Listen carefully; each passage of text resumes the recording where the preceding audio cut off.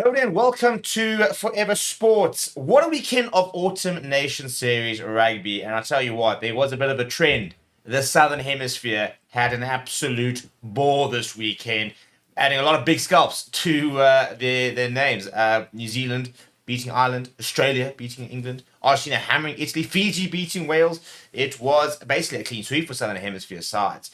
And what a weekend it was, to stoke a bit of fire about the quality of the Six Nations team. There's a lot of people talking about that on the various different social media platforms. We're going to be looking at some of the games and what they kind of mean in the grand scheme of the rugby landscape. Before they do that, please do smash like on the video. Please do subscribe to the channel as well. Right, let's get into it, shall we? First up, New Zealand beating Ireland on Friday night. Very interesting because last week, obviously a lot of talks about, is Ireland the best team in the world? Is South Africa the best team in the world? The world rankings will update. South Africa will go back to number one.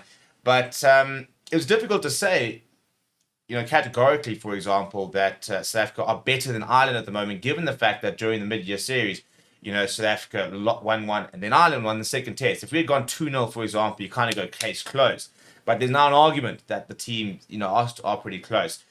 But New Zealand, for example, are a side that have not been phenomenal this year. Went down to the box twice. Good games, very close games. But there's been a lot of criticism towards Scott Robertson.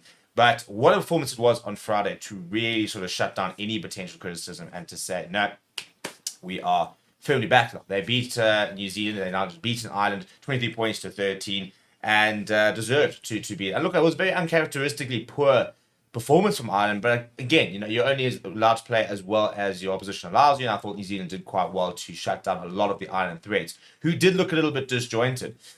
So that was a bit of a big result in the grand scheme of things. And then one of the most ridiculous matches we've watched and we've seen this year was England versus Australia, with the lead changing. I think it was 3 times the lead changed in the final 10 minutes. Absolutely mental game. 18 points to 20 at half time.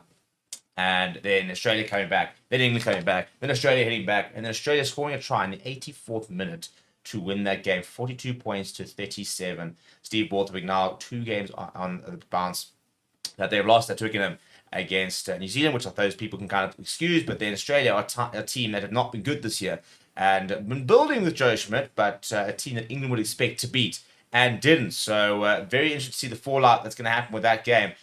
I think this is a really good result for World Rugby because we need to see Australia be competitive. We need to see them being a top class side. And on Saturday, we started to see more of the kind of the Australian of old. And, we don't want to get too overexcited for one game. But I think we did see a Joe Schmidt side that is evolving, that is starting to sort of come right. A couple of nice performances. Joseph Suaalii on debut, I thought looks the real deal at 13, to be honest. And I think that could be a very interesting career to track and a move from Joe Schmidt. But Angus Bell, a phenomenal game he had. And all of a sudden we started to see some of the what could be world-class players in Australia start to step up. And when they do, they're a good outfit. England, well, it's a bit of an enigma, isn't it? Because on paper, you think they should be winning that game.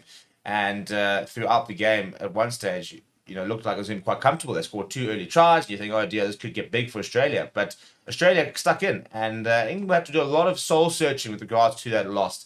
Argentina, well, they continue to score tries for fun.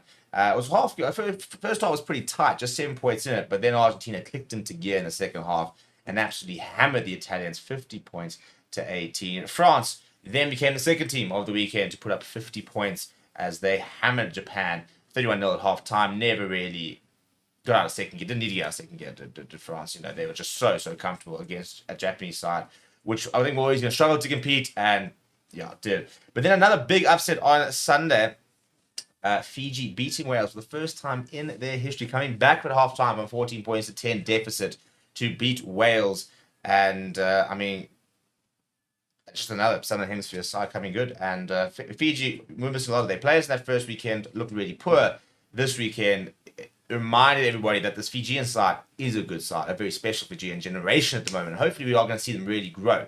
Would love to see them, potentially join the Rugby Championship in the future. Maybe the Rugby Championship kind of sort of follows a similar formation to the Six Nations. When we do have the Rugby Championship, it becomes like one game against each team, which would actually reduce the amount of games in the Rugby Championship per team down to 5 rather than 6 at the moment. But if Fiji really start to step up and you add Fiji and throw in Japan, for example, we could actually have a really interesting rugby championship.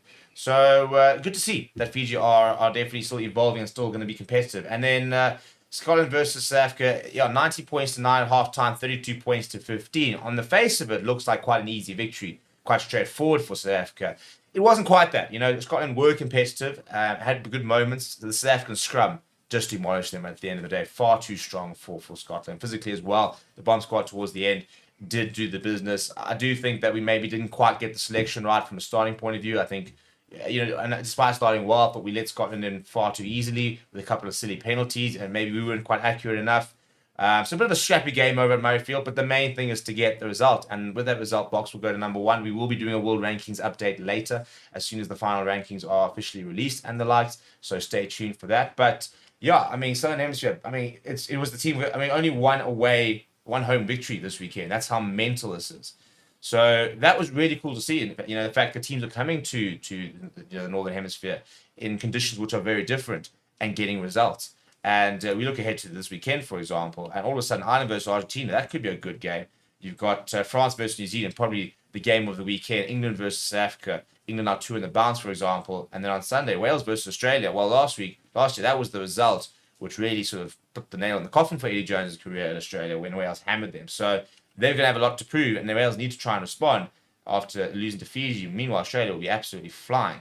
And then we've got Italy versus Georgia. Let me know what you thought about this weekend's results down in the comments below. Please do smash a like on the video. Please do subscribe to the channel as well. Thank you very much for watching. My name is Steve. I'll chat to you soon.